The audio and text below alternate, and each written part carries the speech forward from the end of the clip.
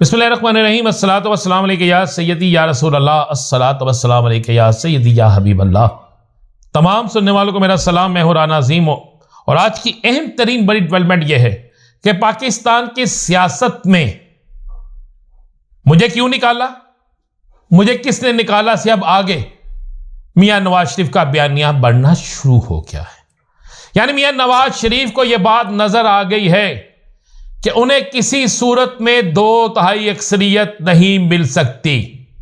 मेरे नजरिए के मुताबिक, मेरे जमीनी जानने हुए हकाइक के मुताबिक तो उन्हें अक्सरियत क्या अकलियत भी मिल जाए, 30-35 सीटें भी मिल जाए तो बहुत है। लेकिन चूंकि उनको कुछ यकीन दहानियां हैं बकौल उनके, तो उसके बाद अब वो यकीन दहानियां आहिस्ता आहिस्ता मायूसी में तब्दील होती जा रही हैं।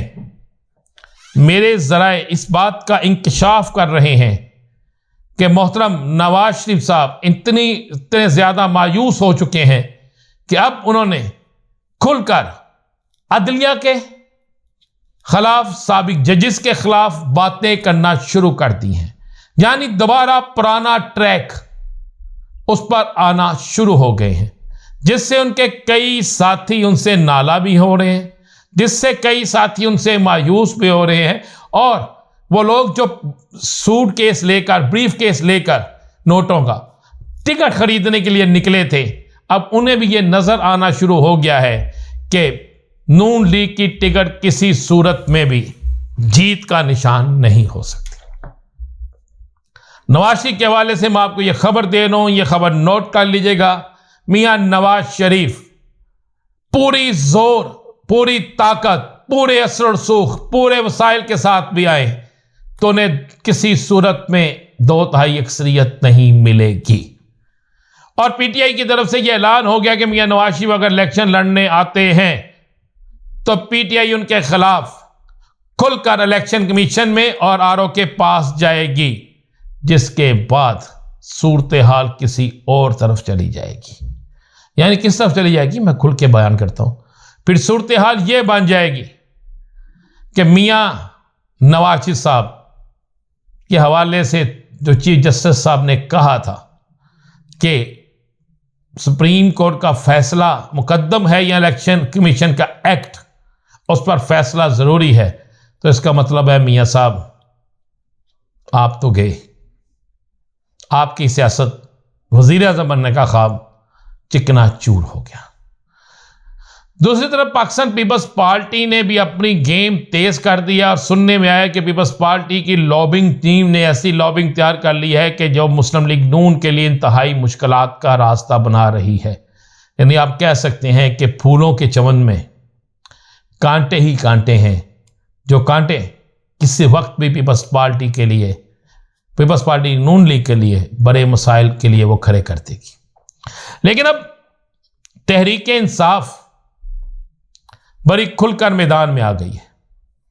तहरीक इंसाफ के हर हलके में उम्मीदवारों के हवाले से अब बाकायदा पाकिस्तान के अंदर हर शहर में बैनर, झंडे दोबारा लगने शुरू हो गए।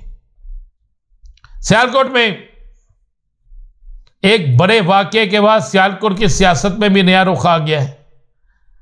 तहरीक इंसाफ की तरफ से इलेक्शन लड़ने के लिए डार की वालदा खुलकर मैदान में आ गई और उन्होंने पुलिस पर इल्जाम लगाया कि पुलिस ने उनके और उनकी फैमिली के लोगों के कपड़े फाड़े हैं और उन पर रेड की है।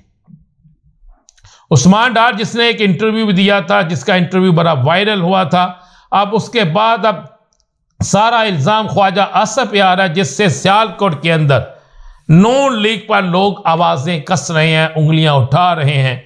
अब वो ख्वाजा असफ ने करवाया या नहीं करवाया, पुलिस का मौकफ यह है कि ऐसा कोई मामला नहीं हुआ। हमने एक मफरूर के गिरफ्तारी के लिए रेड की थी, जिस पर खवातीन ने हमारे साथ बदतमीजी की, लेकिन डार की वालदा का सामने आना और खुलकर फिर ऐसा बयान करना और वीडियो बयान जारी करना फटे हुए कपड़ों के साथ, यह भी पाकिस्तान की सियासत में एक नया रुख ले आया है।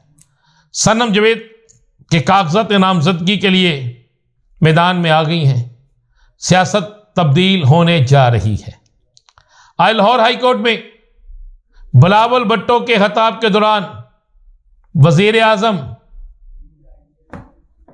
पीटीआई के सरबराह का नारा लग गया और उस नारे के बाद माहौल वहां पर खराब हो गया।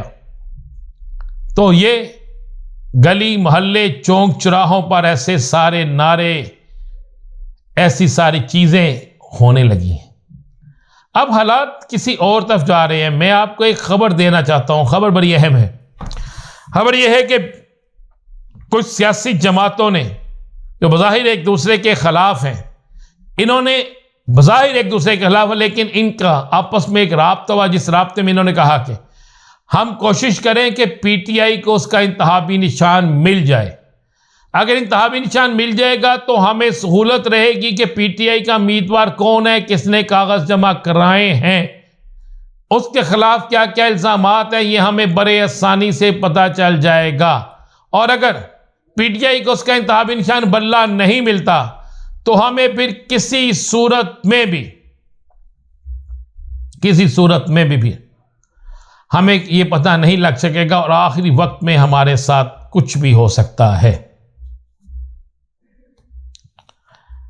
आज तफसीली फैसला भी आ गया है जिसमें सरबराह पीटीआई और असद उमर को जिस केस में बरी किया गया है, जिसमें कहा गया है कि शवाहद नाकाफ़ी हैं और सरकार तौर पर दीगर मुकदमात थे ना, बरी की दरखास्तें मंजूर की जाती हैं इनकी। हाँ, ये चीज़ें इशारा कर रही हैं, इशारा इस तरफ कर रही हैं जिस तरह शेर अफजल मुरव्वत रहा हो जाते हैं, सरबराह पीटीआई बरी हो जाते हैं, पीटीआई के झंडे लगना शुरू हो जाते हैं, वकला इलेक्शन के लिए मैदान में आ जाते हैं।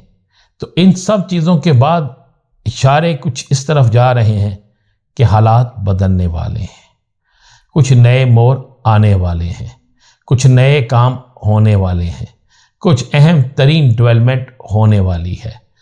ये सारी चीज़ें इस बात की निशानदही कर रही हैं कि अगले आने वाले चंद दिनों में एक बड़ा अपसेट होगा।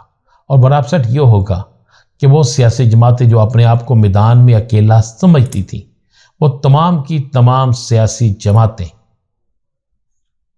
शायद अब अकेली मैदान में ना हो, और शायद ये मैदान में ही ना हो।